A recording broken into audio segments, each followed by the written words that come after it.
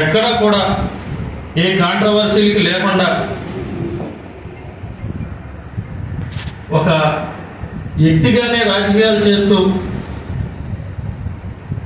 అన్ని పార్టీల నుంచి కూడా ఏదైనా సమస్య వస్తే ఒకే విధంగా సమస్యను పరిష్కారం చేసుకుంటూ వివాదాలు లేకుండా ఒక వ్యక్తిగానే ఈ 4 మండలాల్లో తిరుగుతూ రాజకీయాలకి మార్గదర్శిగా ఉన్న వ్యక్తిని ఈరోజు ఈ సభ నుంచి అభినందనలు తెలుపుకుంటున్నాను. నా తరఫు నుంచి ఈ 4 మండలాల ప్రజలకు.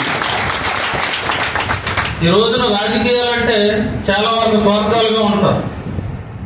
మరి ఏ స్వార్థం లేకుండా గెలుపు ఆటములని ఆయనే చూస్తూ ముందుకెళ్తూ మరి గౌడు కులం నుంచి ఏ ఇబ్బంది వచ్చినా, ఎవరికి సమస్య వచ్చినా,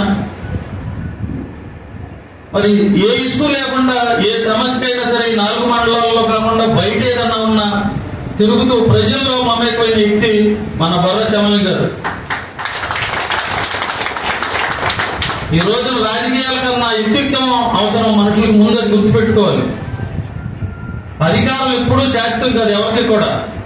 బళ్ళు వాళ్ళ బళ్ళు అవుతా ఉండే జీవితంలో వ్యక్తిత్వం సంపాదించుకున్న మనిషే మనం సచ్చే వరకు కూడా గుర్తుండే మనిషి ఈ సమాజంలో అలా గుర్తు తెచ్చుకోవాలి ప్రతి ఒక్కళ్ళు కూడా.